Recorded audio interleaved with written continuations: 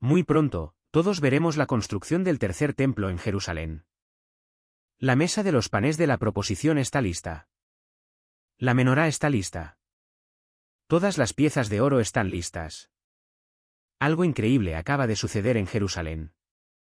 Una becerra alazana ha sido sacrificada por primera vez en la historia moderna. Esto no es solo un antiguo ritual que vuelve a la vida. Esta podría ser la mismísima señal que todos hemos estado esperando.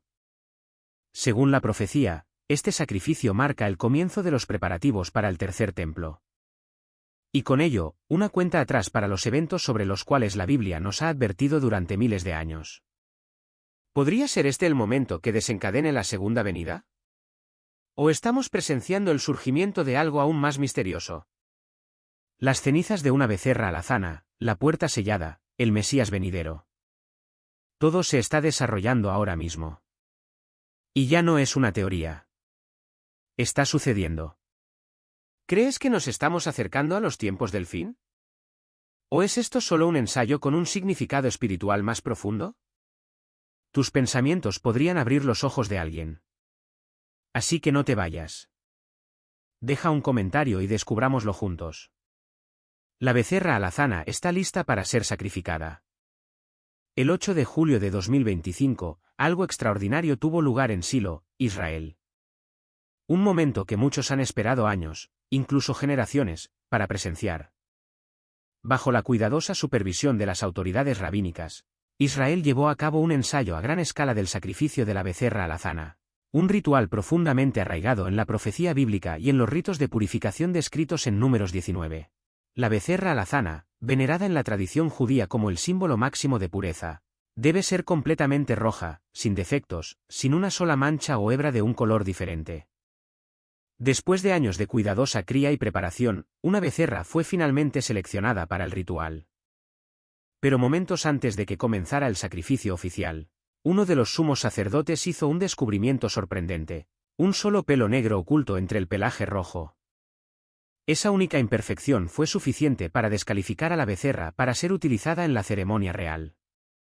Pero en lugar de simplemente desecharla o posponer la ceremonia, los líderes tomaron una decisión. Esta becerra, aunque no perfecta, sería utilizada en un ensayo. La trataron como si fuera la cosa real. Los sacerdotes se vistieron con vestiduras rituales. El altar fue preparado. El fuego fue encendido.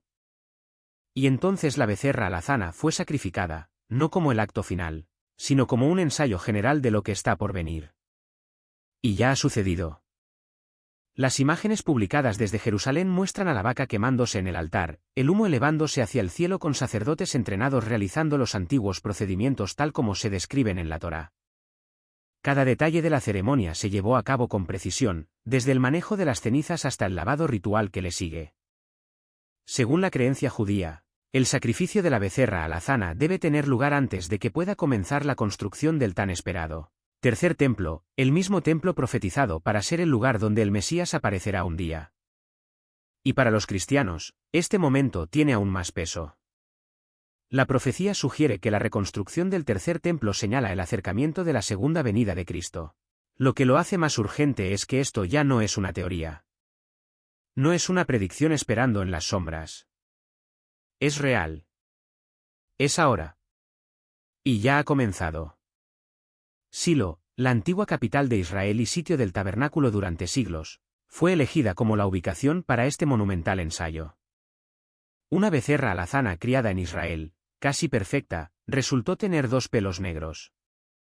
Aunque esto técnicamente la descalificaba para ser el animal de sacrificio final, los líderes religiosos decidieron proceder con un sacrificio de práctica. ¿Por qué? Porque todo debe ser perfectamente ensayado: las vestiduras, el altar, los movimientos sacerdotales, el manejo de los objetos sagrados, la recolección de las cenizas. Cada acción debe reflejar exactamente cómo se sacrificará la becerra alazana final cuando llegue el momento. Y según muchos, ese momento podría ser antes de lo que pensamos. Las cenizas de la becerra alazana no son solo simbólicas, son esenciales. Estas cenizas se utilizan para purificar a las personas y los instrumentos sagrados necesarios para construir el tercer templo. Sin ellas, nada santo puede comenzar. El sacrificio realizado el 8 de julio, aunque etiquetado como un ensayo, es más que una prueba. Es una señal, una declaración profética al mundo de que las ruedas ya están en movimiento. Se están sentando las bases. El templo, durante mucho tiempo objeto de antiguas profecías, podría estar más cerca de la realidad que nunca. La cosa no se detiene ahí. Si este es el ensayo, ¿cuándo ocurrirá el verdadero sacrificio? No se ha dado una fecha oficial, pero el nivel de preparación, las vestiduras, el entrenamiento, la atención a cada último detalle ritual deja una cosa clara. Están listos, y no están ensayando por nada. Esta podría ser nuestra advertencia final. ¿Cuándo se reconstruirá el tercer templo? La gente se preguntó cuándo y si será reconstruido. Muchos concluyen que el templo debe ser reconstruido antes de que los sacrificios del tiempo del fin sean detenidos, como se profetiza en Daniel 12, 1. ¿Qué dice la Biblia sobre el tercer templo y cuándo podría ser construido? Después de la destrucción del templo de Salomón, los judíos fueron sometidos a 70 años de cautiverio en Babilonia. Después, Dios comenzó el proceso de devolverlos a su patria para reconstruir. La construcción del tercer templo es el elemento de la reunión de los exiliados. Es la clave. Llega el momento de que todo el pueblo judío regrese a su tierra. El templo necesitaba ser construido primero. Bajo la guía de Esdras, un grupo de judíos regresó a Jerusalén y reanudó los sacrificios a Dios. Estos sacrificios se realizaron incluso antes de que comenzaran las obras del segundo templo. Esto demuestra que solo un altar es necesario para ofrecer sacrificios. Un templo no es un requisito. En Ezequiel 40, 48, leemos sobre una visión de un templo futuro. La visión se registra después de la destrucción del primer templo y antes de la construcción del segundo templo. El segundo templo no fue un cumplimiento de esta visión porque no tenía las características físicas descritas por Ezequiel. Así, algunos conectan esto con la profecía de la detención de los sacrificios y concluyen que se construirá un templo en Jerusalén antes del regreso de Cristo. Pero, como hemos visto, los sacrificios no requieren un templo.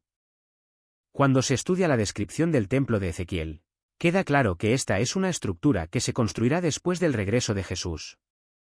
Estas profecías describen claramente un templo que se construirá durante el reinado milenial de Cristo en la tierra, no un templo construido por seres humanos en esta era. Cuando Dios decida que las causas subyacentes se han resuelto y sea el momento de traer al pueblo judío de vuelta a su tierra y poner su mundo en orden, se producirán cambios que nos permitirán comenzar la construcción pacíficamente. Una vez que el templo esté en funcionamiento, toda la humanidad será elevada y atraída por él, y los judíos aparecerán de la nada para regresar. Esto, a su vez, servirá como catalizador para la paz mundial. La era mesiánica no es solo un cambio demográfico. Es un salto cuántico en la forma en que los seres humanos perciben su mundo. Una vez que ese cambio haya ocurrido, las cosas que hoy nos parecen absurdas parecerán perfectamente razonables. Así, al igual que no podemos imaginar la paz mundial hasta que llegue, lo mismo ocurre con la construcción del tercer templo. No obstante, intentemos vislumbrar al menos qué hay detrás de esta idea. ¿Cómo es la construcción del templo en Jerusalén un requisito previo para reunir a todos los judíos? ¿Y cómo promueve la reunión de los exiliados la paz mundial? ¿Cuál es la conexión? La Biblia menciona que algunos eventos del fin de los tiempos ocurrirán en un templo en Jerusalén. 2 Tesalonicenses 2, 4, hablando del anticristo, nos dice, el cual se opone y se levanta contra todo lo que se llama Dios o es objeto de culto, tanto que se sienta en el templo de Dios como Dios, haciéndose pasar por Dios. Antes de que puedan ocurrir los tiempos del fin, debe haber un templo presente para que estos eventos sucedan en él. La cúpula de la roca islámica se encuentra en el sitio donde se supone que está el templo judío. Los musulmanes creen que este es el lugar desde donde Mahoma ascendió al cielo, lo que lo convierte en el tercer santuario musulmán más sagrado. Para los judíos, apoderarse de este lugar y construir un templo sobre él sería impensable en el clima político actual. Pero durante la tribulación, la construcción del templo se llevará a cabo, protegido por el anticristo. Cuando veamos el templo siendo construido, podemos estar seguros de que los tiempos del fin están verdaderamente sobre nosotros. El anticristo estará reinando. La iglesia ya habrá sido arrebatada. Y la primera mitad de la tribulación habrá pasado. Pero todavía habrá tiempo para que la gente venga a Cristo para salvación. Esfuerzos para la reconstrucción del templo. A finales de la década de 1960, la organización, los fieles del Monte del Templo y la Tierra de Israel, fue establecida para reconstruir el templo. Su líder, Gerson Salomón, es descendiente del rabino Abraham Shlomo Zalman Zorz, quien a principios del siglo XIX fue uno de los pioneros del movimiento moderno para preparar la reconstrucción del templo. Zorz incluso envió a uno de sus hijos al extranjero para localizar las 10 tribus perdidas de Israel. Pero la vida del rabino fue truncada cuando fue asesinado por árabes. El bisnieto, Salomón, es un oficial militar que ha luchado en la mayoría de las guerras modernas de Israel, comenzando con la Guerra de la Independencia. Durante una batalla en 1958 en los Altos del Golán, una batalla en la que su compañía de 120 soldados israelíes fue emboscada por miles de sirios, Salomón fue atropellado por un tanque y resultó gravemente herido. Él afirma que en realidad murió. Cuando los sirios estaban a punto de dispararle para asegurarse de que estuviera muerto, de repente huyeron, dejando el campo de batalla en manos de la pequeña compañía de israelíes. Los sirios informaron más tarde a los oficiales de la ONU que habían visto miles de ángeles alrededor de Salomón. Él dice que durante esa experiencia vio la luz de Dios, y supo que aún tenía trabajo por hacer, que era la reconstrucción del templo y la preparación de la venida del Mesías Ben David. Salomón fue uno de los soldados que liberó el monte del templo en 1967. Desde 1989, los fieles del monte del templo han intentado colocar una gran piedra en el monte del templo como la piedra angular del tercer templo. La primera piedra fue robada y fue reemplazada en 2001 por 2 piedras. Cada año, desfilan las piedras por Jerusalén en un camión para despertar el apoyo a su objetivo. En 1986, se fundó el Instituto del Templo con el objetivo de que Israel reconstruyera el templo sagrado en el Monte Moria en Jerusalén. Al igual que los fieles del Monte del Templo, pero con planes competitivos, el instituto está preparando artículos para ser utilizados en el nuevo templo. Con mucho gasto, más de $20 millones, y basándose en una extensa investigación, han confeccionado vestiduras sacerdotales. La corona de oro del sumo sacerdote, con un costo de $30.000, el pectoral del sumo sacerdote con sus 12 piedras preciosas inscritas con los nombres de las tribus de Israel, una pila de cobre, un altar de incienso, trompetas de plata, sofares chapados en oro y plata, arpas y muchas otras cosas. De especial interés es la gran menorá que ha sido elaborada con 95 libras de oro puro, valorada en $2 millones. En 2007, la menorá fue trasladada a una ubicación exterior en la plaza del Muro Occidental, frente al monte del templo. Antes de eso, había estado en el antiguo cardo romano. El plan es mover la menorá cada vez más cerca del propio monte del templo y, finalmente, colocarla en el tercer templo. El Instituto del Templo comparó la dedicación de la menorá en su nueva ubicación en 2007 con la dedicación del Arco de Tito en Roma hace 1900 años. Entonces la menorá se estaba alejando del templo, mientras que hoy se está moviendo de regreso hacia el templo. El Instituto del Templo está construyendo un modelo a gran escala del templo, que cubre 269.000 pies cuadrados cerca del Mar Muerto, para usarlo en la formación de sacerdotes. Tanto los fieles del monte del templo como el Instituto del Templo han recibido apoyo de cristianos, pues esperaban el regreso del templo, un Mesías que vendrá cuando las cosas se pongan difíciles. En una entrevista, un rabino judío reformado declaró que el Mesías vendrá cuando las cosas se vean realmente oscuras y establecerá la paz. Dijo, Jerusalén debe ser restaurada, y cuando el Mesías venga, el templo nos será devuelto. Pero eso no puede suceder hasta que haya paz eterna. En última instancia, tenemos que profundizar en la destrucción antes de salir a la luz y hasta que Dios redima no solo al pueblo judío, sino también al resto del mundo. La paz tiene que llegar. Pero la paz solo puede llegar cuando las cosas se pongan realmente oscuras. Entonces Elías vendrá y anunciará la venida del Mesías. Y el Mesías vendrá desde el Monte de los Olivos directamente al monte del templo y proclamará que ha llegado el momento de la reconstrucción del tercer templo. Cuando llegue el momento de construir el templo, Dios permitirá que suceda. El tercer templo será utilizado para honrar a Dios. Así, los creyentes buscan un Mesías que traerá paz, que resolverá sus problemas, que les ayudará a reconstruir el templo, que les permitirá seguir su tradición en igualdad de condiciones con la Escritura, y que no los reprenderá como pecadores, sino que les ayudará a seguir sus inclinaciones positivas. Sí, Dios está en todas partes. Y cuando nos damos cuenta de que Dios está en todas partes, entonces no necesitamos templos porque cada lugar es un templo. Pero en opinión de algunos cristianos, todavía desean un templo porque necesitan templos para darse cuenta de que Dios está en todas partes. La religión y los templos no pueden hacerles comprender a Dios. Pero sin ellos, no pueden alcanzar ese estado de despertar espiritual para darse cuenta de que Dios está en cada molécula. Dios está en cada alma. Dios está en todas partes. Dios está en todo. El desafío que Dios plantea ahora al construir el templo se debe a su voluntad. Todo será difícil, pero pronto irá sin problemas. La relación entre el tiempo del fin y el tercer templo. El anticristo declara que es Dios mientras se sienta en el templo. Estos dos pasajes nos ayudan a comprender que el templo debe existir a mediados de la tribulación para que el anticristo pueda sentarse en él. El templo debe ser construido para ese momento. Esto significa que el templo podría ser construido antes de que comience la tribulación. También podría ser construido antes del rapto. Por lo tanto, la respuesta a la pregunta es que el templo podría ser construido antes o después del rapto, pero el templo se construye antes de que el anticristo se declare a sí mismo Dios. Jesús abrió sus ojos y corazones a la verdad de la santa palabra de Dios. La Biblia, leída desde Génesis hasta el final de Apocalipsis, describe cuando Jesús regresará por segunda vez para impedir que la humanidad se mate mutuamente y tomar control sobre la tierra para reinar por 1000 años. Luego Jesús hará un cielo y una tierra nuevos. Aleluya. Jesús es la única esperanza para el mundo. Con el nacimiento de la becerra alazana, uno de los requisitos previos más importantes para la construcción del tercer templo se ha cumplido. La Biblia enseña claramente que un nuevo templo, el tercer templo, será construido en algún momento para que se cumplan varias profecías relativas a la segunda venida de Cristo. La Biblia afirma que el tercer templo estará allí durante el periodo de la gran tribulación.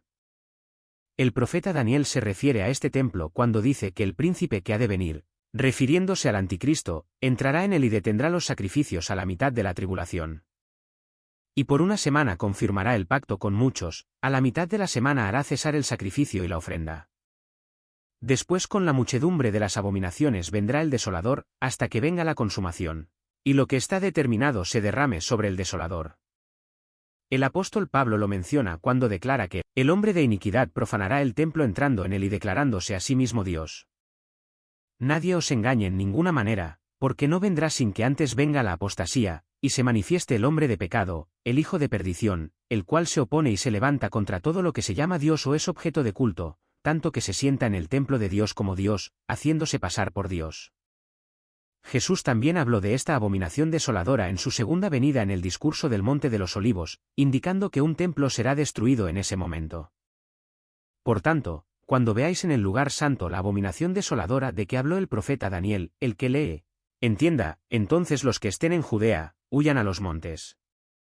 El tercer templo también se menciona en el libro de Apocalipsis cuando se le dice al apóstol Juan que lo mida. Entonces me fue dada una caña semejante a una vara de medir, y se me dijo, levántate, y mide el templo de Dios, y el altar, y a los que adoran en él. Pero el patio que está fuera del templo déjalo aparte, y no lo midas, porque ha sido entregado a los gentiles, y ellos hollarán la ciudad santa 42 meses. Así pues, la pregunta sería, ¿cuándo se reconstruirá el templo? La Biblia no revela la respuesta a esta pregunta. Todo lo que dice con certeza es que el templo existirá cuando el anticristo se revele, y que estará allí en el momento de la tribulación. Dado que esto ocurrirá solo a los 3 años y medio de la tribulación, algunos han concluido que es probable que el templo se reconstruya antes de que comience la tribulación debido a la improbabilidad de completar un templo tan magnífico en un periodo de tiempo tan corto. Por otro lado, el templo puede erigirse con bastante rapidez porque los judíos han propuesto planes para erigir primero un templo tienda como el tabernáculo de Moisés. El instituto del templo ya ha preparado todo para este propósito y ha estado entrenando sacerdotes de la línea levítica para prepararse para esta eventualidad. La otra pregunta es la del dónde. El próximo templo solo puede construirse donde estuvieron los 2 templos anteriores porque el lugar santísimo debe estar en el mismo lugar exacto. Pero ahora hay muchas controversias sobre dónde se ubicaba exactamente el último templo, en el monte del templo, o ni siquiera en el monte del templo, sino al norte o al sur de este. La mayoría de los estudiosos todavía tienen la firme convicción de que los antiguos templos estaban donde actualmente se encuentra la cúpula de la roca.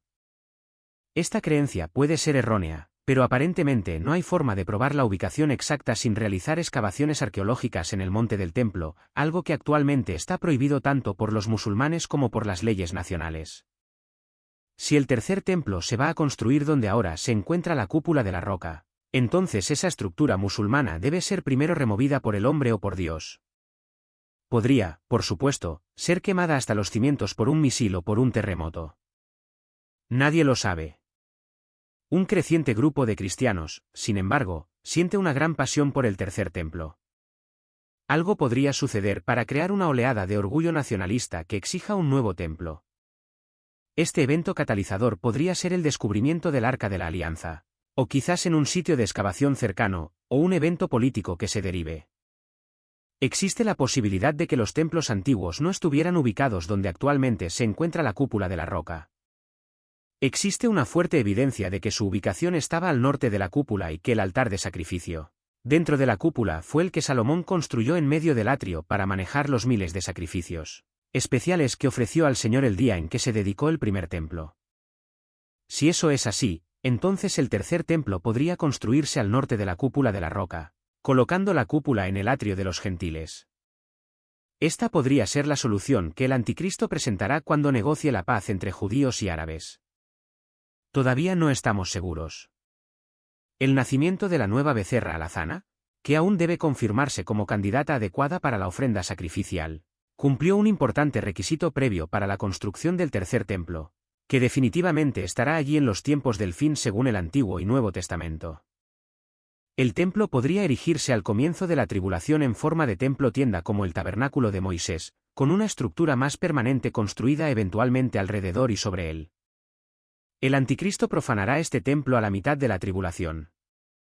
El tercer templo será destruido en la segunda venida de Jesucristo, y el cuarto templo, desde el cual Jesús reinará sobre toda la tierra, aparecerá.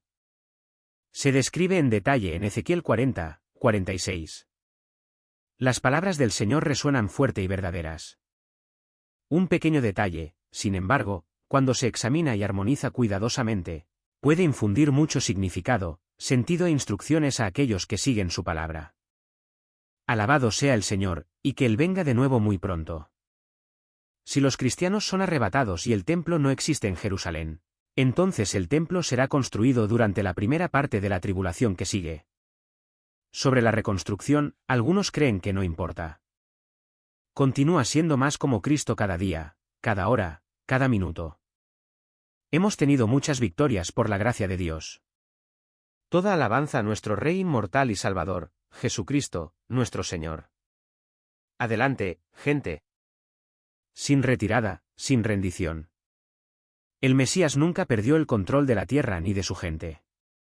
Él hará todo lo que quiera, justo a tiempo. La verdad aquí es que Jesús es el nuevo pacto y el nuevo templo. Nadie irá al Padre sin pasar por él. Él también fue el sacrificio final. El arrepentimiento diario continuo es el camino, y la verdad es la senda. Jesús ascendió al cielo desde el Monte de los Olivos, en el lado este de Jerusalén. Y Jesús volverá al mismo lugar. Jesús no vendrá a Londres, Nueva York o Roma. Jesús regresará a Jerusalén en gloria. La profecía es clara. Jerusalén se está preparando, y lo que venga después cambiará el mundo para siempre. Durante siglos, los creyentes han observado las señales principales que marcarían el acercamiento de la segunda venida. Y ahora mismo, están sucediendo. El retorno masivo a Jerusalén. Al principio, la primera señal es que la masa regresó a Jerusalén. El pueblo judío ha regresado a Israel. Pero, ¿por qué ahora? Deuteronomio 33 dice, entonces el Señor tu Dios hará volver tus cautivos, y tendrá misericordia de ti, y volverá a recogerte de entre todos los pueblos a donde te hubiere dispersado el Señor tu Dios. Ezequiel 37, 1-14 dice, y me dijo, hijo de hombre, todos estos huesos son la casa de Israel. He aquí, ellos dicen, nuestros huesos se secaron, y pereció nuestra esperanza, y somos del todo destruidos. Por tanto, profetiza, y diles, así ha dicho Jehová el Señor, he aquí yo abro vuestros sepulcros, pueblo mío, y os haré subir de vuestras sepulturas, y os traeré a la tierra de Israel. Muchos eventos tuvieron que encajar perfectamente para lograr el cumplimiento de la promesa de Dios a Israel. Te asombrarás de los misteriosos caminos de la providencia de Dios.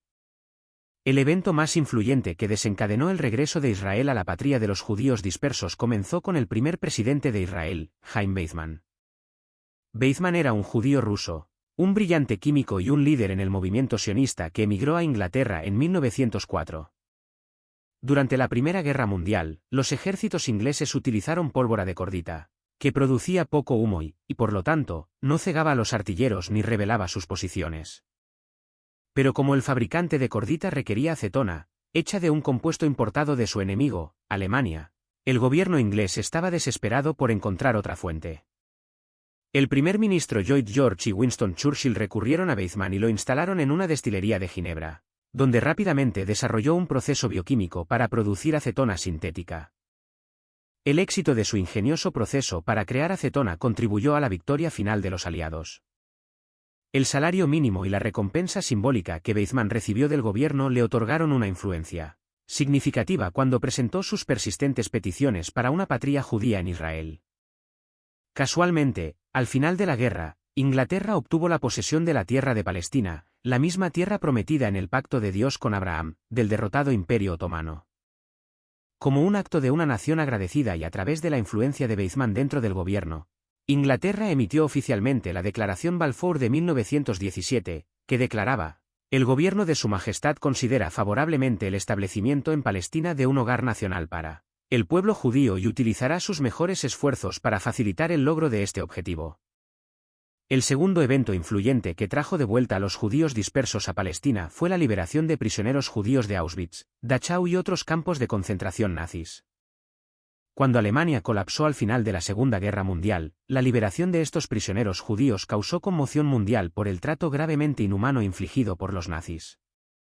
Esto generó simpatía que atrajo riqueza judía de todo el mundo y permitió la reubicación de más de 1 millón de judíos desplazados a Palestina. El regreso de Israel a la patria. Eso nos lleva de vuelta al 14 de mayo de 1948. En este día, las Naciones Unidas reconocieron oficialmente el Estado de Israel, con el presidente de E.U. Harry Truman determinando el voto decisivo. El gobierno israelí estableció el Estado de Israel, cumpliendo así la profecía de 2500 años de antigüedad registrada en la Biblia. Gran Bretaña puso fin a su mandato en Palestina y retiró sus tropas, dejando a más de 650.000 judíos para gobernarse a sí mismos en su propia tierra. En 2006, por primera vez en 1900 años, Israel se convirtió en el hogar de la comunidad judía más grande del mundo, superando a la población judía en Estados Unidos. De los 650.000 que regresaron cuando el Estado judío fue fundado en 1948, la población de Israel ha crecido hasta aproximadamente 5,4 millones, y se espera que supere los 6 millones para 2020. La importancia del resurgimiento de Israel en su antigua patria es que esto tenía que ocurrir para sentar las bases para el cumplimiento final de las profecías bíblicas. Sin embargo, los judíos, tal como Dios prometió, regresaron a su tierra. Jesús viene a Jerusalén. Su venida esta vez no será difícil de discernir. Será repentina y para muchos inesperada. El regreso de Jesús no será en secreto. Es una buena razón para estar atentos a los eventos en Jerusalén. Jesús dijo: velad. El regreso triunfal de Jesús será durante un tiempo de guerra, la gran batalla final de Armagedón. Según 1 Tesalonicenses 4, seremos arrebatados para encontrarnos con el Señor.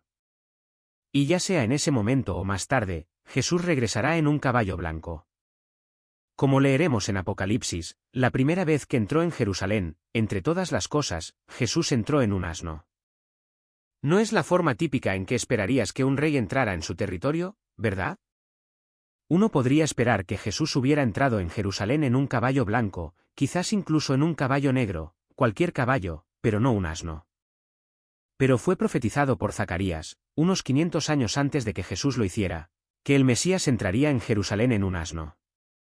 Se puede encontrar en Zacarías 9:9, alégrate mucho, hija de Sión, da voces de júbilo, hija de Jerusalén, he aquí tu rey vendrá a ti, justo y salvador, humilde, y cabalgando sobre un asno, sobre un pollino, hijo de asna. Jesús está usando este momento para decirles a la gente de Jerusalén un par de cosas sin usar palabras. Que Él está cumpliendo la profecía de Zacarías, de la cual probablemente habrían sabido. Por lo tanto, Jesús se está proclamando a sí mismo como el Mesías. Está aceptando ese papel y su destino, tal como lo hizo de nuevo en el huerto de Getsemaní. Les está diciendo a la gente que Él no es el rey guerrero que esperaban que fuera y que lo trataban como tal. Montar en un asno era un símbolo de paz. Montar a caballo era el símbolo de la guerra. Un caballo blanco específicamente era un símbolo de triunfo. Y la gente tendió ante él ramas de palma porque las ramas de palma se usaban tradicionalmente para extenderlas, como un camino para la entrada de un rey guerrero. Y agitar ramas de palma se usaba como señal de regocijo. Así, mientras la gente dice una cosa, ¿quién perciben que es Jesús? Jesús está diciendo otra. En realidad, les está diciendo justo delante de ellos quién es Él realmente y quién no es.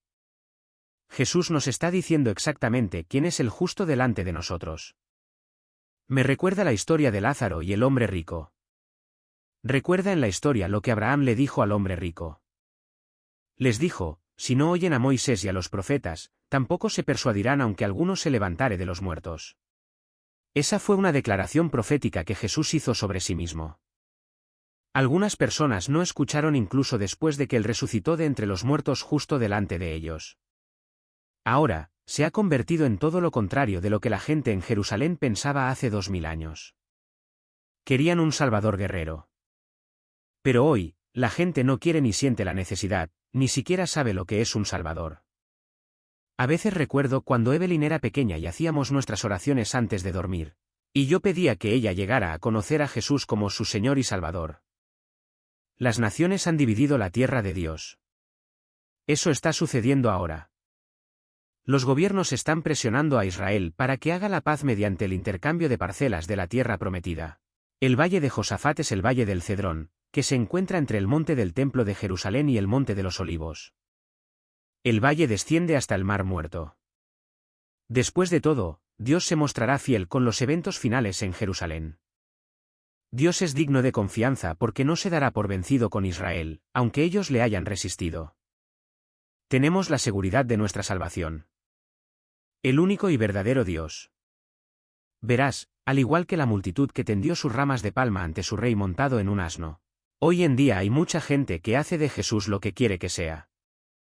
Sin embargo, Jesús está dejando claro y sencillo quién es Él realmente y quién ha sido siempre. Él es lo que las escrituras del Antiguo Testamento dicen que es. Él es quien dijo ser y demostró serlo en el Nuevo Testamento. Él está justo delante de nuestros ojos. Sin embargo, el pensamiento ilusorio de muchas personas lo concibe como otra persona. Uno se pregunta cómo la gente puede tallar ídolos y crear su propio Dios. Ahora están haciendo eso con Jesús. Y con eso, volviendo a los tiempos del fin, puedes ver cómo la gente querrá un anticristo, un Cristo inverso, alguien que ejemplifique lo que ellos quieren. Una persona de amor sin convicción, aceptación de todas las personas, excepto de aquellos que tienen la convicción del Cristo real, y alguien que pueda prometer paz y la entregará hasta que tenga el mundo entero bajo su control. Será especialmente malo para el pueblo de Dios y la nación judía. Este anticristo será una figura similar a Cristo que surgirá de un pueblo impío como una figura religiosa para un pueblo impío. El anticristo será un gobernante para una sociedad anticristiana y cultivado por Satanás. Cuidado con fabricar un Dios propio. Un Dios que es todo misericordia pero no justo. Un Dios que es todo amor pero no santo. Un Dios que tiene un cielo para todos pero un infierno para nadie.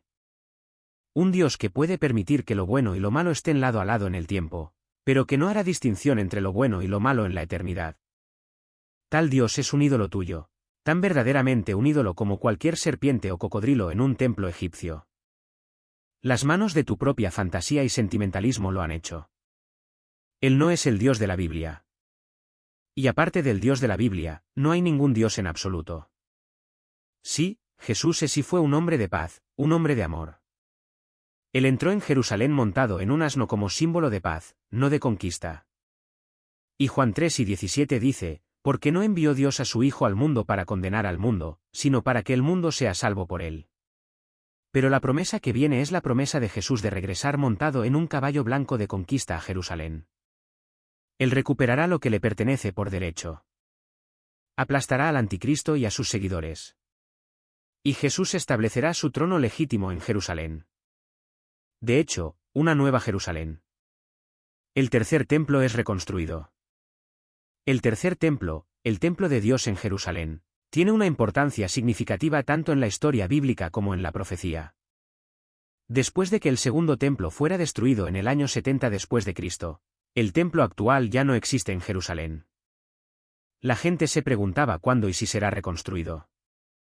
Muchos concluyen que el templo debe ser reconstruido antes de que los sacrificios del tiempo del fin sean detenidos, como se profetiza en Daniel 12:1. ¿Qué dice la Biblia sobre el tercer templo y cuándo podría ser construido? Después de la destrucción del templo de Salomón, los judíos fueron sometidos a 70 años de cautiverio en Babilonia. Después, Dios comenzó el proceso de devolverlos a su patria para reconstruir. La construcción del tercer templo es el elemento de la reunión de los exiliados. Es la clave. Llega el momento de que todo el pueblo judío regrese a su tierra. El templo necesitaba ser construido primero. Bajo la guía de Esdras, un grupo de judíos regresó a Jerusalén y reanudó los sacrificios a Dios. Estos sacrificios se realizaron incluso antes de que comenzaran las obras del segundo templo. Esto demuestra que solo un altar es necesario para ofrecer sacrificios. Un templo no es un requisito. En Ezequiel 40:48, leemos sobre una visión de un templo futuro. La visión se registra después de la destrucción del primer templo y antes de la construcción del segundo templo. El segundo templo no fue un cumplimiento de esta visión porque no tenía las características físicas descritas por Ezequiel. Así, algunos conectan esto con la profecía de la detención de los sacrificios y concluyen que se construirá un templo en Jerusalén antes del regreso de Cristo.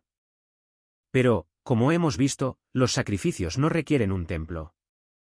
Cuando se estudia la descripción del templo de Ezequiel, queda claro que esta es una estructura que se construirá después del regreso de Jesús. Estas profecías describen claramente un templo que se construirá durante el reinado milenial de Cristo en la tierra, no un templo construido por seres humanos en esta era.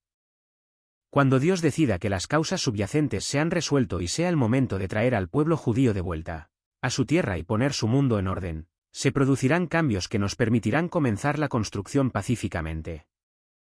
Una vez que el templo esté en funcionamiento, toda la humanidad será elevada y atraída por él, y los judíos aparecerán de la nada para regresar. Esto, a su vez, servirá como catalizador para la paz mundial. La era mesiánica no es solo un cambio demográfico. Es un salto cuántico en la forma en que los seres humanos perciben su mundo. Una vez que ese cambio haya ocurrido, las cosas que hoy nos parecen absurdas parecerán perfectamente razonables. Así, al igual que no podemos imaginar la paz mundial hasta que llegue. Lo mismo ocurre con la construcción del tercer templo. No obstante, intentemos vislumbrar al menos qué hay detrás de esta idea. ¿Cómo es la construcción del templo en Jerusalén un requisito previo para reunir a todos los judíos? ¿Y cómo promueve la reunión de los exiliados la paz mundial? ¿Cuál es la conexión? La Biblia menciona que algunos eventos del fin de los tiempos ocurrirán en un templo en Jerusalén. 2 Tesalonicenses 2:4, hablando del anticristo, nos dice, el cual se opone y se levanta contra todo lo que se llama Dios o es objeto de culto, tanto que se sienta en el templo de Dios como Dios, haciéndose pasar por Dios. Antes de que puedan ocurrir los tiempos del fin, debe haber un templo presente para que estos eventos sucedan en él. La cúpula de la roca islámica se encuentra en el sitio donde se supone que está el templo judío. Los musulmanes creen que este es el lugar desde donde Mahoma ascendió al cielo, lo que lo convierte en el tercer santuario musulmán más sagrado. Para los judíos, apoderarse de este lugar y construir un templo sobre él sería impensable en el clima político actual. Pero durante la tribulación, la construcción del templo se llevará a cabo, protegido por el anticristo. Cuando veamos el templo siendo construido, podemos estar seguros de que los tiempos del fin están verdaderamente sobre nosotros. El anticristo estará reinando. La iglesia ya habrá sido arrebatada. Y la primera mitad de la tribulación habrá pasado. Pero todavía habrá tiempo para que la gente venga a Cristo para salvación. Cristo es el templo. Aunque se muestra claramente la importancia del templo y el deseo de los cristianos de reconstruir el templo como un lugar para adorar a Dios, esto no es exactamente lo que Dios quiere. Dios dice que no quiere un templo. Él quiere obediencia y justicia. Puedes ver esto en Isaías 66, 1-2, así dijo Jehová, el cielo es mi trono, y la tierra el estrado de mis pies, donde está la casa que me habéis de edificar, y donde el lugar de mi reposo. Mi mano hizo todas estas cosas, y así todas estas cosas fueron, dice Jehová, pero miraré a aquel que es pobre y humilde de espíritu, y que tiembla a mi palabra. Dado que el templo será construido por judíos que rechazan a Cristo y que están en rebelión a la palabra de Dios, sus sacrificios no son aceptables. Esto se menciona en el versículo 3. Bien podrían sacrificar un perro como un cordero porque rechazaron al Cordero de Dios. No hay ningún lugar en la Biblia donde Dios instruyera que Cristo o sus discípulos debieran construir una iglesia. Más bien, Cristo mandó a sus discípulos a predicar el Evangelio en todas partes. Veamos estos versículos. Él les dijo, id por todo el mundo y predicad el Evangelio a toda criatura. El que creyere y fuere bautizado, será salvo, mas el que no creyere, será condenado. Y ellos, saliendo, predicaron en todas partes, actuando el Señor con ellos y confirmando la palabra con las señales que la seguían. En realidad, la voluntad de Dios no es un templo físico. Él necesita un templo espiritual, pero debe ser un templo.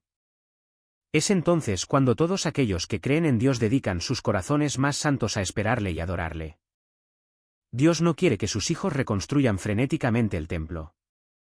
Pero, de hecho, en sus corazones no hay presencia de Dios. Los templos y tabernáculos anteriores fueron construidos con manos.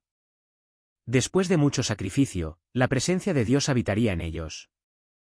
Pero después del sacrificio de Cristo, el templo de Dios está ahora en nuestro espíritu, el cual no está construido con manos. Los discípulos deben predicar el Evangelio donde quiera que vayan. Marcar su lugar de adoración. Y cuando aquellos que creen acepten a Jesús, los invitarán a su casa donde continuarán predicando la palabra de Dios. Los creyentes en Dios, en Cristo, quien nos ha reconciliado, están en Él. Como cristianos, somos el templo de Dios. En el Antiguo Testamento, Dios Todopoderoso estableció con el sacerdocio cómo debía construirse la casa de Dios, ya que allí habitaría su espíritu en la tierra. Esto se menciona en Éxodo 25. En 1 Corintios 3, 16-17, el apóstol Pablo abordó la verdadera naturaleza de la Iglesia como el cuerpo de Cristo cuando preguntó, ¿no sabéis que sois templo de Dios, y que el Espíritu de Dios mora en vosotros? Si alguno destruyere el templo de Dios, Dios le destruirá a él, porque el templo de Dios, el cual sois vosotros, santo es. Somos el templo de Dios significa que nosotros los cristianos, creyentes en Jesucristo que estamos unidos en una familia como la Iglesia, somos un lugar de habitación santa para la presencia de Dios. Así que cuando Pablo dijo, vosotros sois el templo de Dios, se refería a los creyentes como grupo, la Iglesia local. El templo en Jerusalén era un edificio sagrado dedicado a la adoración de Dios. Según Pablo, la Iglesia era el equivalente del templo. La presencia de Dios residía en la Iglesia, y la Iglesia debía mantener la santidad. Desde el principio de la humanidad, Dios ha deseado vivir entre y comunicarse con su pueblo. Mientras los israelitas vagaban por el desierto, Dios quería habitar un lugar con su pueblo. En ese momento, la gente vivía en tiendas portátiles. Así, la presencia de Dios habitó en la tienda del tabernáculo del desierto. Su presencia fue la fuerza guía que les dijo a la gente cuándo quedarse quietos y cuándo levantar campamento y continuar su viaje. Más tarde, después de que el pueblo hebreo entrara en la tierra prometida y viviera en moradas fijas, Dios fijó su nombre a un lugar, santificando el templo de Salomón como el lugar de morada santa del Señor. En el Nuevo Testamento, la presencia de Dios se manifestó de una nueva manera en la persona de Jesucristo, el Logos, quien es la palabra viviente, encarnada y eterna de Dios. El Logos tomó carne humana y habitó entre nosotros. A través de la vida y el ministerio de Jesucristo, Dios vivió entre su pueblo. Su nombre es Emmanuel, que significa Dios con nosotros. Jesucristo se convirtió en el nuevo templo terrenal de Dios. La imagen completa del Dios invisible se revela en Jesús nuestro Salvador. Sin embargo, Cristo es solo la entrega inicial de la presencia de Dios que mora en nosotros. Pablo también enseñó a los Efesios en el capítulo 2 que, como miembros de la casa de Dios, la Iglesia está edificada sobre el fundamento de los apóstoles y profetas, siendo la principal piedra del ángulo Jesucristo mismo. En él todo el edificio, bien coordinado, va creciendo para ser un templo santo en el Señor, en quien vosotros también sois juntamente edificados para morada de Dios en el Espíritu. Así como el templo de Dios en el antiguo pacto tenía 3 atrios, el templo de Dios hoy, que somos tú y yo como el cuerpo de Cristo, tiene 3 atrios. Tenemos el cuerpo, el alma y el espíritu. Así como la presencia de Dios habitaba en el lugar santísimo en el antiguo pacto, todavía habita en el lugar santísimo hoy. Tu espíritu es donde mora Dios. Debemos entender esto. Jesús estaba caminando y pasó por el templo de Dios en Jerusalén. Notó que mercaderes y comerciantes, compradores y vendedores, estaban vendiendo en los atrios del templo. Jesús se enojó y tomó cuerdas de cuero. Literalmente, hizo un látigo para expulsar a los animales y a los comerciantes. Estaban en los atrios exteriores del templo. La profanación estaba ocurriendo en el atrio exterior, pero el lugar santísimo estaba intacto. Esto es para mostrarte que puede haber profanación en el templo de Dios. Sin embargo, el Espíritu de Dios en ese templo no se ve afectado. La segunda venida.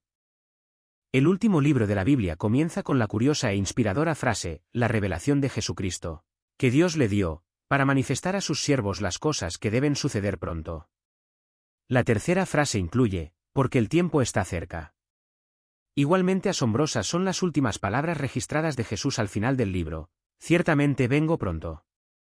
Jesús instruyó a todos sus seguidores a estar perpetuamente listos para su regreso, como en Mateo 12 y 42, por tanto, velad, porque no sabéis en qué día viene vuestro Señor. Dios presenta claramente el regreso del Señor como inminente. ¿Por qué entonces no ha regresado después de más de 2000 años desde su partida visible del Monte de los Olivos? Jesús dijo que vendría pronto. Entonces, ¿qué significa pronto? Vamos a esbozar 2 razones por las que creemos que Jesús nos dijo que su reaparición en la tierra ocurriría rápidamente. La primera razón puede que te parezca menos fascinante que la segunda, pero es necesario señalarla. Dios es atemporal. Él existe completamente independiente del tiempo porque Él es el creador del tiempo.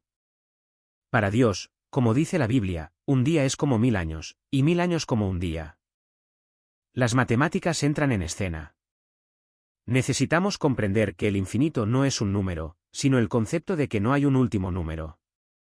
Podemos contar y contar y contar, pero siempre existe la posibilidad de añadir otro número. Quizás no tengamos un nombre para el número porque está muy distante, pero el número sigue existiendo. Este concepto de infinito o ilimitación nos ayuda a entender a Dios.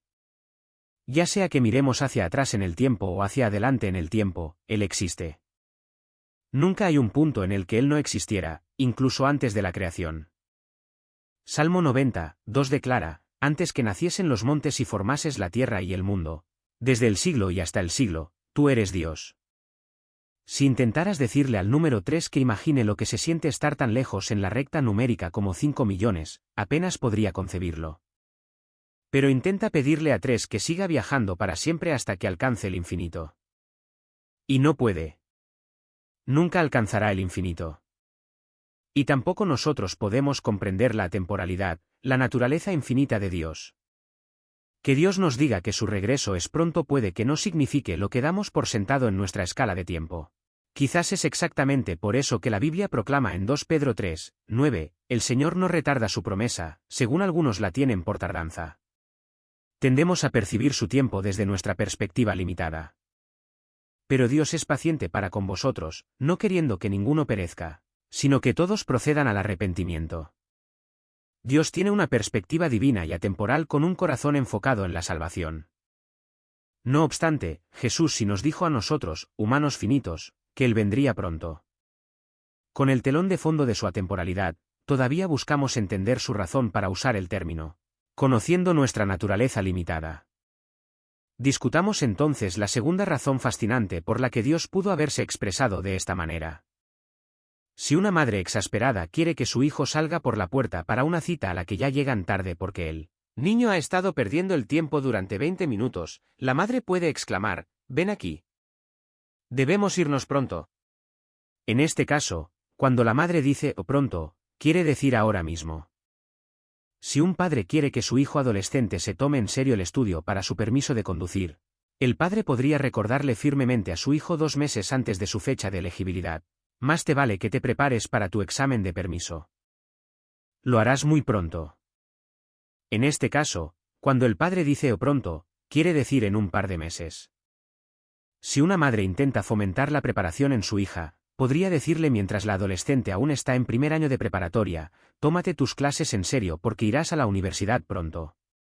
En este caso, cuando la madre dice «o pronto», quiere decir en 4 años. Pronto debe aplicarse en contexto. En el primer escenario con el niño distraído, se interpreta como en ese mismo instante.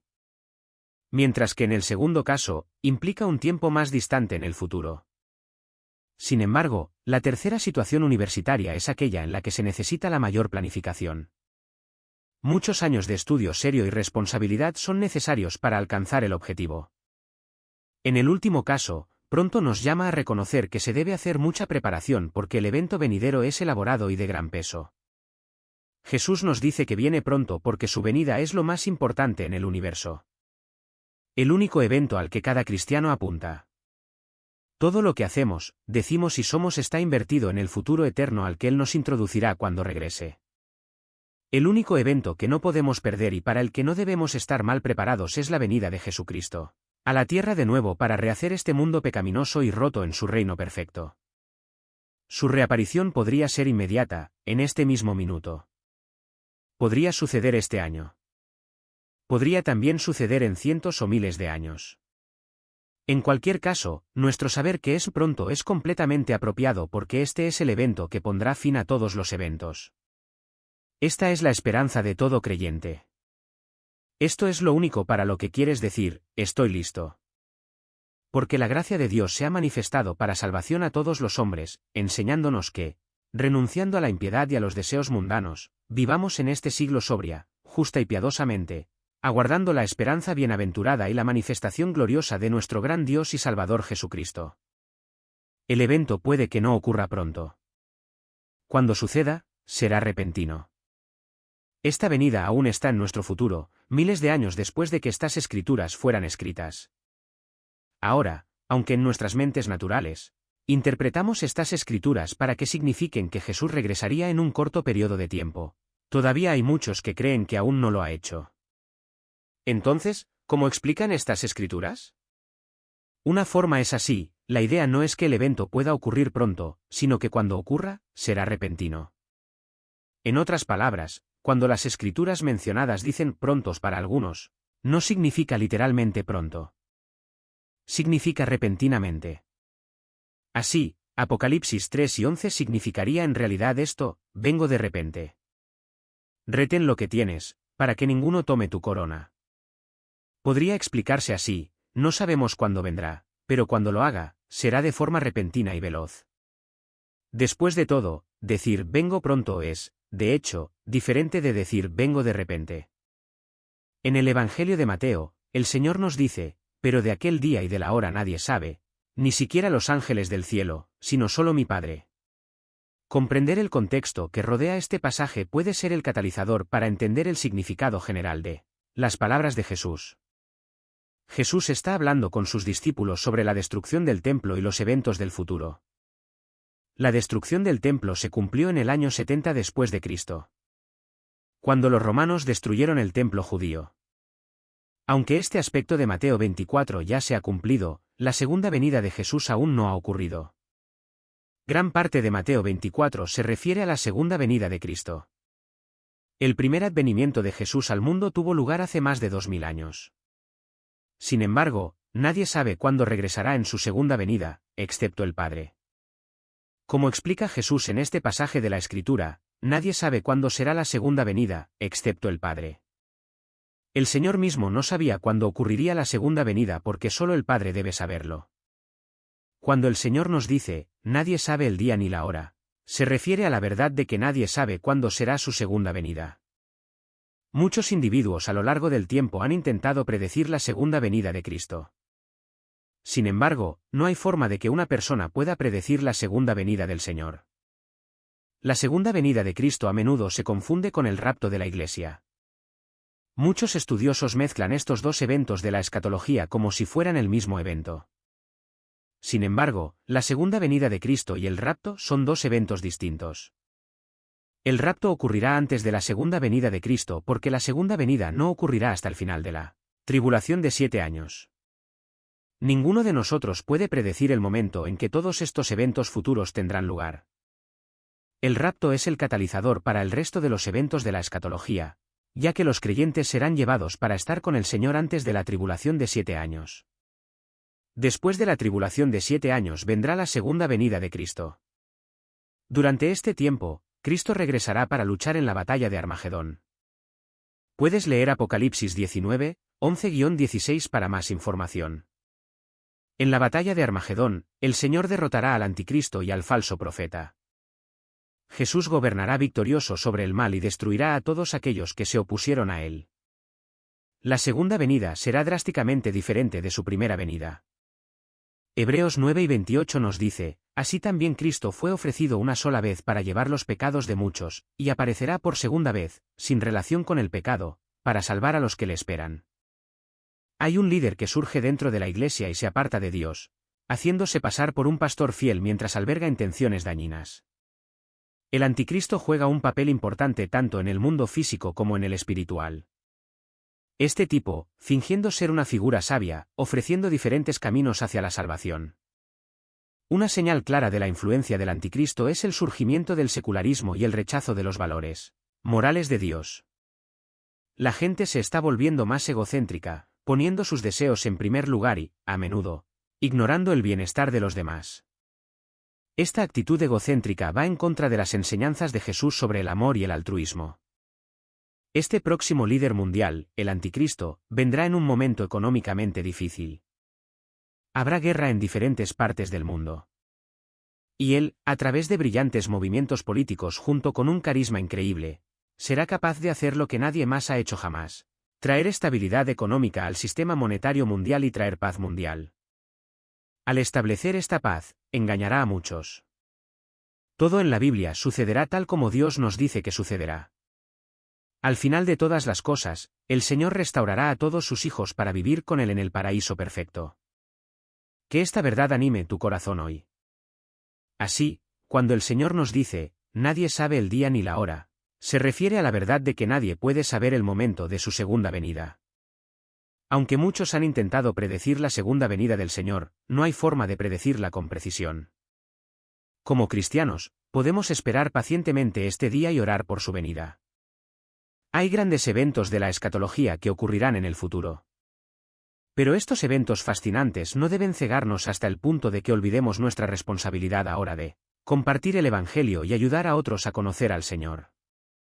Al compartir el Evangelio y ayudar a otros a conocer a Cristo, estamos ayudando lentamente a avanzar el reino de Dios y a que más individuos lleguen a conocer a Cristo como su Salvador y Señor, para estar con Él en el cielo. He aquí, vengo pronto.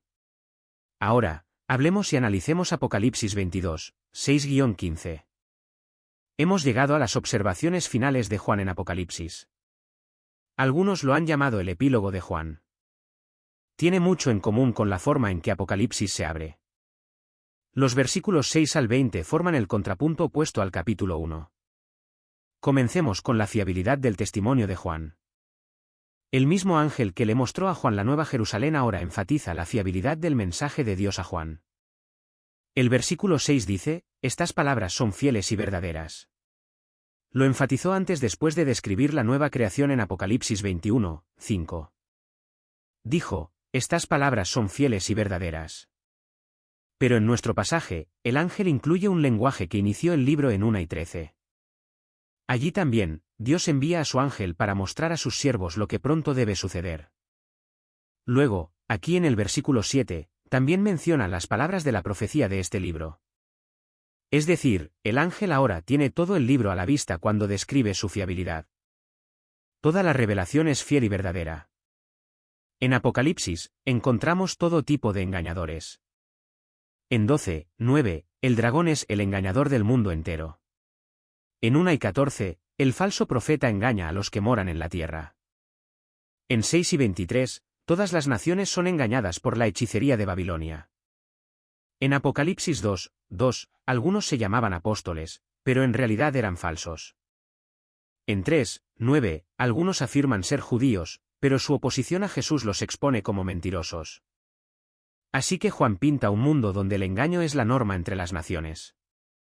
Nadamos en un mundo de engaño. Pero estas palabras tienen su origen en Dios en el cielo.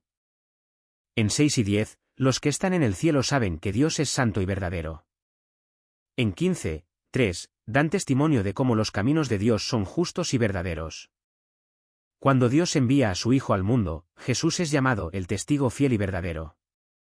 Pero aún más, la revelación de Dios ha forjado un vínculo tras otro con las escrituras antiguas. Y esas escrituras revelan el historial de Dios. Piensen en Josué 9:45, no faltó palabra de todas las buenas promesas que Jehová había hecho a la casa de Israel, todo se cumplió. Más tarde, David diría, este Dios, su camino es perfecto. La palabra del Señor resulta ser verdadera. Toda la congregación canta en el Salmo 111:7, las obras de sus manos son verdad y juicio, todos sus mandamientos son fieles. Las palabras dadas a Juan son consistentes con el carácter de Dios. Él es digno de confianza. También son consistentes con la soberanía de Jesús sobre la historia. En el versículo 13, Jesús dice de sí mismo, yo soy el Alfa y la Omega, el primero y el último, el principio y el fin. Dios usa este título para distinguirse de las naciones y sus ídolos. Las naciones y sus ídolos carecen de poder para determinar el futuro. Pero Dios, quien es el primero y el último, no solo conoce el futuro antes de que suceda, sino que crea el futuro por su palabra soberana. Sorprendentemente, sin embargo, Jesús toma este título para sí mismo, lo que significa que los planes de Dios para la historia se desarrollan a través de la persona de Jesús. Él hará que sucedan. Estas palabras son dignas de confianza y verdaderas porque nadie puede detener al Jesús resucitado y soberano. Pero hay otra razón por la que estas palabras son dignas de confianza, Dios las está cumpliendo en la historia. Por ejemplo, tomen las últimas palabras del versículo 6, Dios envió a su ángel para mostrar a sus siervos lo que pronto debe suceder. Eso es de Daniel 2. Daniel ve 4 reinos eventualmente reemplazados por el reino del Mesías de Dios, como una montaña que cubre la tierra. Esos 4 reinos incluyen Babilonia, Medo-Persia, Grecia y Roma, todos levantándose y cayendo en ese orden. Juan escribe bajo el dominio romano. Y a veces establece conexiones sobre cómo Roma es una manifestación de la bestia. Pero Juan también ve a Jesús reinando desde una gran montaña. En otras palabras, el mensaje que Juan recibe se alinea con la profecía de Daniel, la mayor parte de la cual ya había visto su cumplimiento en la historia y se está cumpliendo en los días de Juan como parte de la victoria de la resurrección de Jesús. He aquí otra razón para confiar en el testimonio de Juan, el objetivo de su profecía es la adoración a Dios. En las Escrituras, un verdadero profeta se medía por si dirigía a la gente a adorar y obedecer a Dios. Deuteronomio 13:1 dice, si se levantare en medio de ti profeta, o soñador de sueños, y te diere señal o prodigio, y si se cumpliere la señal o prodigio que él te anunció, diciendo, vamos en pos de dioses ajenos, que tú no conociste, y sirvámosles, no escucharás las palabras de tal profeta. Mateo 7:15, Jesús dice que reconocerás a un falso profeta por sus frutos. Si Juan nos diera estas visiones para distraernos de la verdadera adoración a Dios, entonces sabríamos que su mensaje es falso. Pero eso no es lo que hace. No. Observen la integridad del testimonio de Juan en los versículos 8-9, yo, Juan, soy el que oyó y vio estas cosas. Y después que las hube oído y visto, me postré para adorar a los pies del ángel que me mostraba estas cosas. Pero él me dijo, mira, no lo hagas, yo soy consiervo tuyo, de tus hermanos los profetas, y de los que guardan las palabras de este libro. Adora a Dios. ¿Por qué Juan incluye esto 2 veces? También sucedió en Apocalipsis 7 y 10. El ángel tiene que decirle, detente, adora a Dios.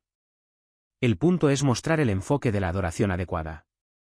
Juan reconoce abiertamente lo fácil que es, incluso para él, equivocarse en el enfoque de la adoración, lo que también muestra la integridad del mensaje de Juan. Juan es un verdadero profeta. Su mensaje enfatiza la necesidad de que nuestra adoración se centre únicamente en Dios, y Él está dispuesto a decirte cuando necesita corrección. Considerando todas estas cosas juntas, entonces Apocalipsis es un testimonio fiable. Dios es paciente para con nosotros, no queriendo que ninguno perezca, sino que todos procedan al arrepentimiento. Una razón por la que Jesús aún no ha regresado es que está esperando que más personas lleguen a la fe en Él.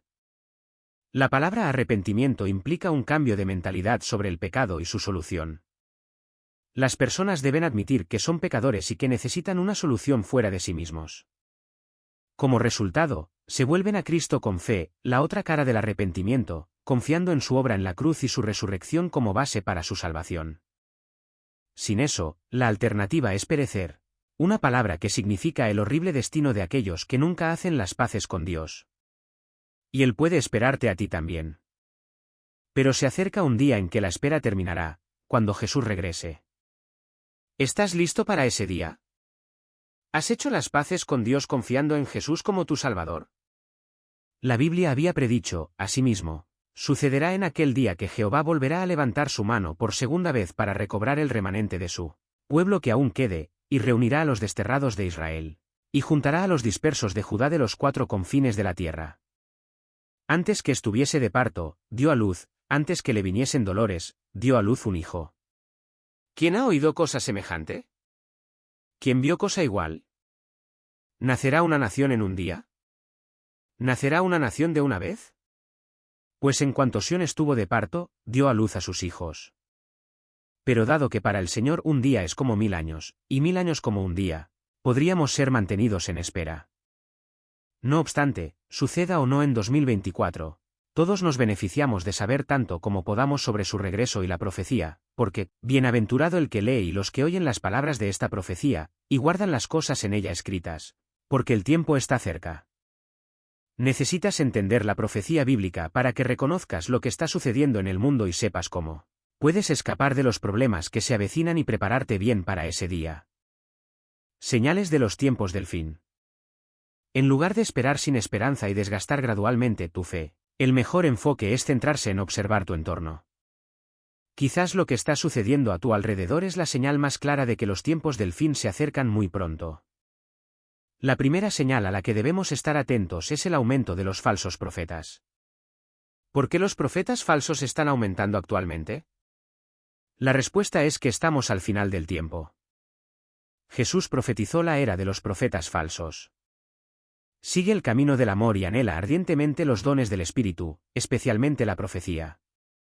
Ellos odian la luz. Aman la oscuridad. Hasta que conozcas y aceptes la verdad, permanecerás en la red de los profetas falsos. Los profetas falsos están en aumento a medida que Satanás los libera al mundo para luchar contra la Iglesia con engaño. En caso de que no lo sepas, los profetas falsos son los agentes que Satanás está utilizando para luchar contra el cuerpo de Cristo. Y el arma que utilizan es el engaño. Los falsos profetas están aumentando. Aquellos que alguna vez fueron profetas genuinos se han convertido en profetas falsos por hacer dinero. El caos de los profetas falsos en la Iglesia afecta la salvación de los justos. Satanás los está usando para destruir la salvación de aquellos que ya están salvados en la Iglesia. Imagina la cantidad de personas que han perdido su salvación a manos de falsos profetas debido a las heridas que les infligieron. Además, causan una grave confusión en el mundo. En ese momento, muchos apostatarán de la fe, se entregarán unos a otros y se odiarán mutuamente, y muchos falsos profetas se levantarán y engañarán a muchos. Satanás está usando profetas falsos para confundir al mundo, dándoles poder para ver visiones y realizar milagros falsos. De ahora en adelante, no te ates a las visiones y milagros falsos de los profetas falsos. Más bien, acércate a las visiones del Señor. Además, arrancan la fe del corazón de las personas. Satanás está usando profetas falsos para arrancar la fe de la mente de las personas y sembrar el miedo en ellas. Por eso sus profecías y visiones siempre son aterradoras. Además, desaniman a la gente de aceptar a Cristo.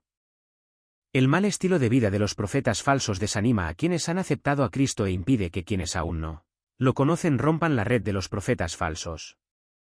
La segunda señal es el aumento de los terremotos. El terremoto del día de Año Nuevo en Japón sirvió como advertencia de un 2024 inquietante. Y de hecho, así fue. Solo en los primeros 6 meses de 2024, miles de terremotos, tanto grandes como pequeños, han ocurrido en todo el mundo. Recientemente, Nueva Jersey fue golpeada por el temblor más poderoso que ha sacudido el estado Jardín en 241 años. Este terremoto en Nueva Jersey sacudió la ciudad de Nueva York y el área circundante. Estos terremotos consecutivos podrían estar haciendo referencia a las profecías sobre los tiempos del fin que Jesús transmitió en los Evangelios. El reino de los cielos vendrá en un tiempo en que habrá grandes terremotos, hambres y pestilencias en diversos lugares, y eventos temibles y grandes señales del cielo. Jesús también señala que habrá señales en el sol, la luna y las estrellas. Echemos un vistazo a este versículo: se levantará nación contra nación, y reino contra reino, y habrá hambres, y pestilencias, y terremotos en diferentes lugares. Y todo esto será principio de dolores de parto. Es difícil ignorar las connotaciones bíblicas. Después de que la tierra tembló, algunos dijeron que la confluencia de perturbaciones naturales era evidencia de un poder superior, una advertencia de que lo peor estaba por venir. El libro de Apocalipsis menciona los terremotos con bastante frecuencia. Por ejemplo, en el capítulo 8, y el ángel tomó el incensario, y lo llenó del fuego del altar, y lo echó a la tierra, y hubo truenos, y voces, y relámpagos, y un terremoto. Y más tarde, en el capítulo 16, entonces hubo voces, truenos y relámpagos, y un gran terremoto, tal como no lo hubo jamás desde que los hombres han estado sobre la tierra, un terremoto tan grande y tan poderoso. La profecía de la Biblia sobre los terremotos nos alerta sobre lo que sucederá en un futuro cercano.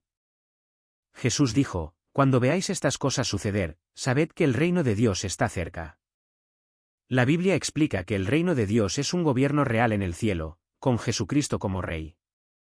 Este reino es aquel por el cual Jesús enseñó a sus seguidores a orar. Cuando el reino de Dios gobierne sobre la tierra, Dios evitará que los desastres naturales, incluidos los terremotos, dañen a las personas. Es más, Él deshará el daño físico y emocional causado por los terremotos de hoy. Si acaso, también podrían ser recibidos como recordatorios de que nuestras vidas, nuestro mundo, nuestro universo son todos finitos y terminarán en algún momento, y que siempre debemos estar espiritualmente preparados para un cielo nuevo y una tierra nueva donde todos los desastres habrán desaparecido y la paz y armonía perfectas con Dios serán disfrutadas por todos los que le han sido fieles. La tercera señal que estamos viendo y que está sucediendo ahora mismo es el aumento del amor frío. Cuando leas estos versículos, ¿qué te viene a la mente? Mateo 12 y 10, entonces muchos tropezarán, y se entregarán unos a otros, y se aborrecerán unos a otros. Y por haberse multiplicado la maldad, el amor de muchos se enfriará. La tecnología, si bien ha causado algo bueno, definitivamente ha traído consigo algo malo. Esta parece ser una de las principales razones por las que el amor de las personas entre sí se enfría.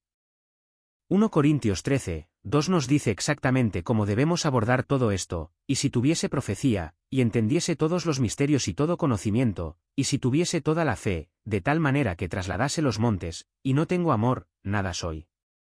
El efecto de esta frialdad es que el hermano traiciona al hermano. Mateo 12 y 10, entonces muchos tropezarán, y se entregarán unos a otros, y se aborrecerán unos a otros. Ese odio es el resultado final del amor hipócrita. Solo la cáscara del amor de donde el calor se ha ido y el hielo ha entrado. Y el resultado ya no es solo un amor hipócrita, sino más bien un odio que traiciona de hermano a hermano. Jesús dice que la razón de este aumento de amor frío e hipócrita que eventualmente traiciona a un hermano se debe al aumento de la anomia. Vale la pena pensarlo porque podrías querer darle la vuelta así: porque el amor se enfrió, hay mucha anomia. La raíz de esta creciente frialdad del amor en la Iglesia el uno hacia el otro es una profunda hostilidad hacia la autoridad. Esa es mi interpretación de anomia, una profunda hostilidad hacia la autoridad, especialmente la autoridad de Dios. Eso es lo que la anomia es en su raíz: no me someteré a la ley externa a mi ser soberano. Ya no me someteré a la autoridad. Dado que el amor frío, dice Jesús, proviene del aumento de la anomia, Debemos luchar contra corriente, por así decirlo, del río del amor. Tenemos que llegar hasta las fuentes. Debemos luchar contra la arrogancia, el orgullo y la autosuficiencia. Eso va en contra del espíritu de anomia en nuestros corazones que dice, no me someteré. No me gusta que la gente me diga qué hacer. Y menos aún un Dios omnipotente. La anomia significa que queremos ser nuestra propia ley. No queremos que nadie, especialmente un Dios infalible y omnipotente, nos diga qué hacer. Queremos crear nuestro propio significado, crear nuestra propia identidad, crear nuestras propias reglas. Y cuando esto sucede, nos hemos separado de Cristo y del Espíritu Santo, y por lo tanto, del amor.